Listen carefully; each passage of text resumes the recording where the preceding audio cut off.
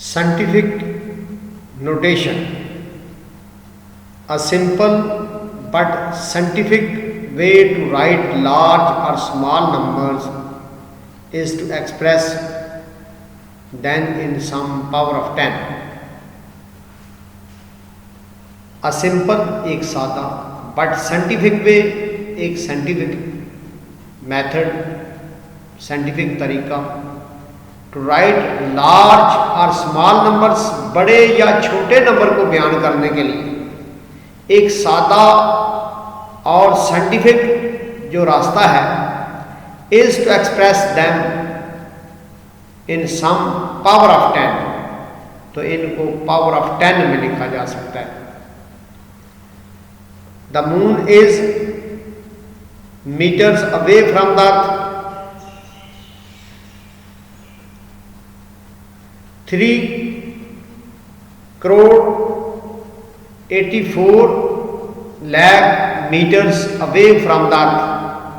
इस बड़ी अमाउंट को बोलना और लिखना चूंकि मुश्किल है, इसलिए इसे साइंटिफिक मेथड से हमने इसको जो है वन सिग्निफिकेंट डिजिट के बाद जो है पॉइंट लगा दिया है. और अगर यहाँ पॉइंट लग गया है तो इनको हम गिनेंगे, काउंट करेंगे कितने हैं. 1 2 3 4 5 6 7 और 8. 3.84 के साथ हमने 10 रेज़ टू पावर 8 लिख दिया. यानी जिधर हमने ये पॉइंट लगाया है, ये 3 के बाद पॉइंट लगाया है, इस पॉइंट के बाद इस साइड वाली, राइट साइड वाली, ये सारी फिगर्स को हम जो है, सारे ये डिजिट्स को हमने जो है वो काउंट करना है, तो ये 8 बनते हैं. तो इसको हम जो है साइंटिफिक नोटेशन में 3.84 10 रेज़ टू पावर 8 मीटर भी लिख सकते हैं. This form of expressing a number is called the standard form of the scientific notation. ये जो लिखने का तरीका है इसको स्टैंडर्ड फॉर्म कहते हैं. कौन सी है standard form? 10.84 multiply 10 raise to power 8 meter, ये स्टैंडर्ड फॉर्म है और यही साइंटिफिक नोटेशन है. This saves the writing down. इससे हमें फायदा क्या होता है? हमारा टाइम बचता है. सेव राइटिंग डाउन और interpreting large number of the zeros. बड़े जो नंबर हैं जीरोस को, उनको इंटरप्रेट करने के लिए, यानी उनको पढ़ने के लिए या उनको लिखने में और उनको पढ़ने में हमें सहूलत हो जाती है जब हम इनको जो है express them in some power of 10. हम 10 की पावर में बड़ी अमाउंट को जब हम लिख लेते हैं तो हमें कौन सी दो चीज़ों की सहूलत होती है? एक तो राइटिंग डाउन में सेव्स हो जाते हैं, लिखने में हम जल्दी लिख सकते हैं, और दूसरा इनको पढ़ने में हम आसानी से पढ़ सकते हैं. इसको पढ़ना एज कंपेयर टू दिस जो है ज़रा डिफिकल्ट है. इसको तो हमने पढ़ लिया 3.84 10 रेज़ टू पावर 8. तो इसको पढ़ने के लिए पहले ये देखना पड़ेगा ये कितने डिजिट्स लगे हुए हैं.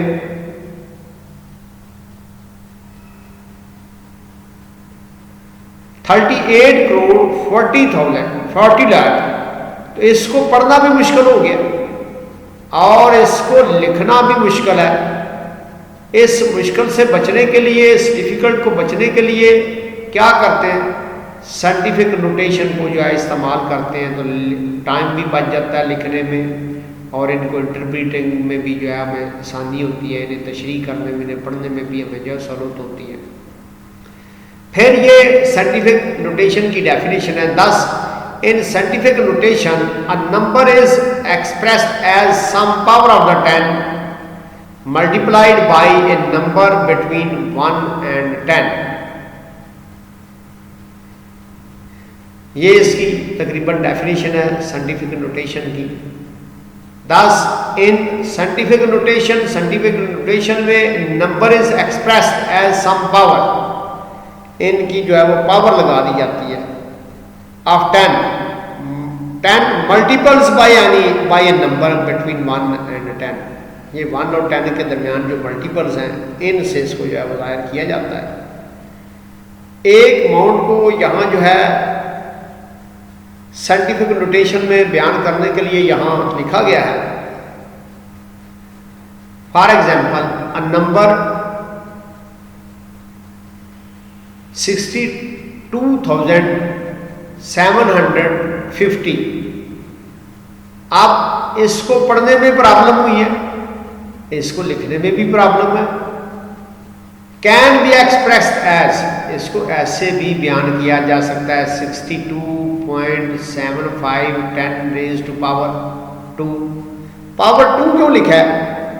ये जो पॉइंट लगाया है इसके राइट साइड पे हमने डिजिट गिनने हैं। ये कितने डिजिट हैं? ये 2 डिजिट हैं, एक डिजिट ये 0 भी है, यानी यहाँ अगर 0 लगाते हैं ये 3 डिजिट हैं।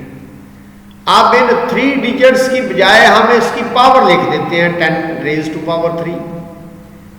अब हम इसको ऐसे भी लिख सकते हैं, 1 डिजिट के बाद भी पॉइंट लगा सकते हैं।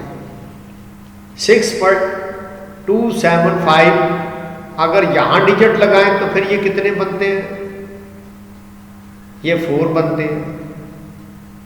अब 10 की पावर 4 लिख दिया। अगर हम 6 के बाद यहां पॉइंट लगाएं तो ये फिर सारे कितने बनते हैं? 1 2 3 4